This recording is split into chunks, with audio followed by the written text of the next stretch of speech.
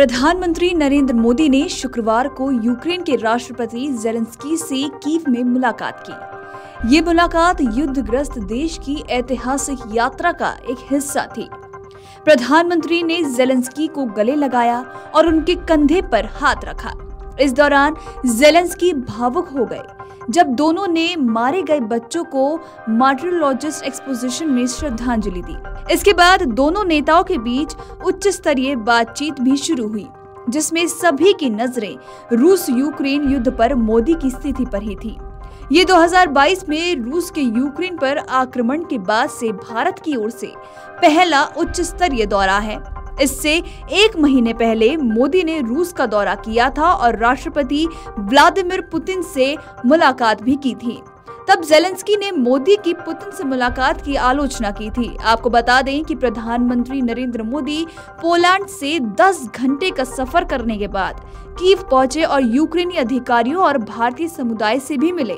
इस दौरान उन्होंने एक्स पर भी पोस्ट किया। एक्स पर उन्होंने लिखा, आज सुबह कीव पहुंचा, भारतीय समुदाय ने बहुत गर्मजोशी से स्वागत किया।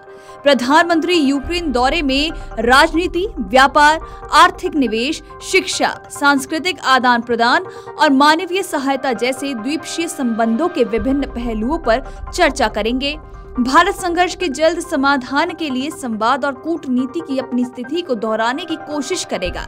कीव पहुंचने के बाद प्रधानमंत्री नरेंद्र मोदी ने महात्मा गांधी को पुष्पांजलि भी अर्पित की, जिसकी वीडियोस और फोटोज अब सोशल मीडिया पर भी सामने आ चुकी हैं और काफी तेजी से वायरल भी हो रही हैं।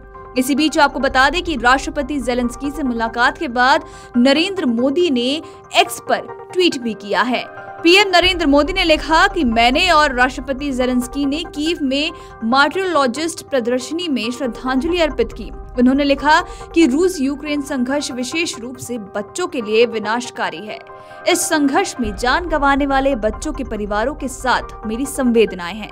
मैं प्रार्थना करता हूं कि उन्हें इस दुख को सहने की ताकत मिले। बता दें कि प्रधानमंत्री नरेंद्र मोदी की इस यात्रा का उद्देश्य न केवल तनाव को कम करना था, बल्कि शांति और सहयोग की दिशा में नए कदम उठाना भी था।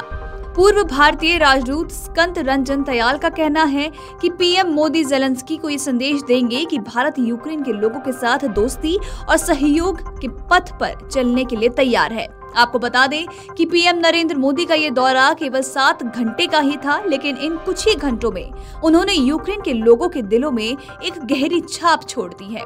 भारत और यूक्रेन के बीच इस ऐतिहासिक मिलन ने न केवल दोनों देशों के संबंधों को नया आयाम दिया है, बल्कि ये भी साबित किया है कि जब दुनिया में कहीं भी मानवता पर संकट आता है तो भारत उसके साथ खड़ा होता है। वीडियो डेस्क अमरउजाला.com। अगर आप ये वीडियो YouTube पर देख रहे हैं तो हमारे चैनल को सब्सक्राइब करें और बेल आइकन को दबाना ना भूलें। अगर आप Facebook पर ये वीडियो देख रहे हैं तो हमारे पेज को लाइक करें।